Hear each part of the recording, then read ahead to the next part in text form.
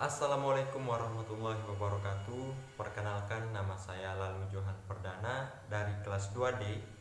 Kali ini saya akan menjelaskan tentang Pancasila dan dinamika penegakan hukum di Indonesia. Seperti yang kita ketahui bahwa Indonesia adalah negara hukum. Hal tersebut telah dimuat dalam Pasal 1 Ayat 3 Undang-Undang Dasar Negara Republik Indonesia tahun 1945 yang berbunyi, negara Indonesia adalah negara hukum, yang artinya segala kehidupan bermasyarakat, berbangsa dan bernegara diatur berdasarkan hukum yang berlaku, bukan didasarkan pada kekuasaan belaka. Berdasarkan pasal 24 Undang-Undang Dasar Negara Republik Indonesia tahun 1945, Indonesia mempunyai pelaku kekuasaan kehakiman, yaitu Mahkamah Agung, Mahkamah Konstitusi, dan Komisi Yudisial. Ketiga lembaga tersebut mempunyai tugas pokok, yaitu menyelenggarakan peradilan guna menegakkan hukum dan keadilan. Tapi permasalahannya adalah apakah lembaga-lembaga tersebut telah berfungsi dan berjalan sesuai dengan yang diharapkan? Apakah lembaga-lembaga tersebut telah bertugas dengan baik? Dimanapun juga, setiap negara pasti menginginkan negaranya memiliki penegak-penegak hukum yang adil dan tegas.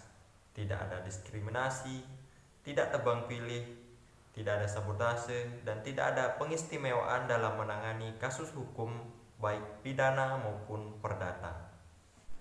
Saat ini, hukum di Indonesia masih dianggap lemah dan tebang pilih. Para penegak hukum lebih sering dilontarkan kritikan daripada pujian.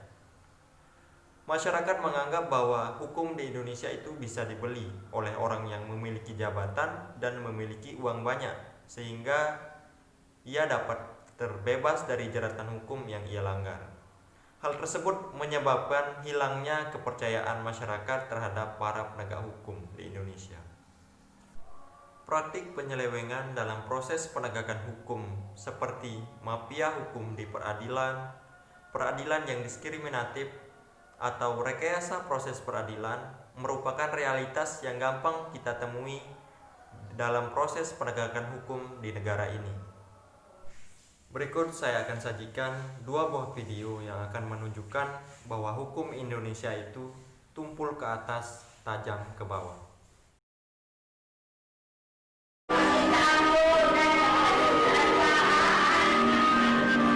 Asyani alias Muaris, nenek berusia 70 tahun ini bersimpu menangis di depan Majelis Hakim Pengadilan Negeri Situbondo, Jawa Timur. Ia memohon keadilan dari hakim atas kasus yang didakwa kepadanya. Asyani didakwa mencuri 7 batang kayu jati di lahannya sendiri. Atas tuduhan itu, nenek Asyani diancam hukuman 5 tahun penjara. Kasus penebangan ini terjadi 5 tahun lalu. Pihak perhutani melaporkan kasus ini pada Agustus 2014 lalu.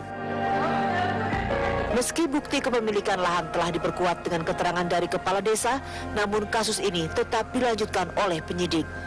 Nenek Asyani ditahan penyidik sejak 15 Desember 2014 hingga saat ini. Buktinya kita punya bukti, buku kerawangan, buku tanah desa, yang itu juga dikuatkan oleh surat keterangan kepala desa bahwa tanah itu adalah milik Bu Muaris, warisan dari bapaknya. Dan juga ditunjukkan oleh kepala desa bongkol-bongkol kayu jati yang dipotong oleh suaminya Bu Muaris itu ada sampai sekarang. Ditunjukkan bahwa disitulah lokus deliktinya di situ. Tetapi kenapa kemudian masih dipaksakan oleh penyidik Polsek Jati Banteng?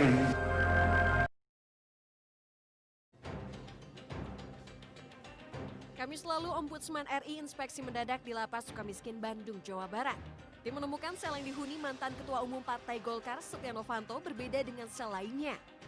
Ukuran kamarnya lebih besar dari tahanan lainnya. Selain ruangan yang nyaman, kamar juga dilengkapi fasilitas yang memadai seperti toilet yang sudah diperbaharui. Saat sidak Ombudsman, Setia Novanto sedang bersama Nazarudin, narapidana kasus korupsi Wisma Atlet. Temuan janggal ini dinilai Ombudsman jadi pecutan Kemenkumham menindak dan segera berbenah permasalahan yang terjadi di lembaga permasyarakatan.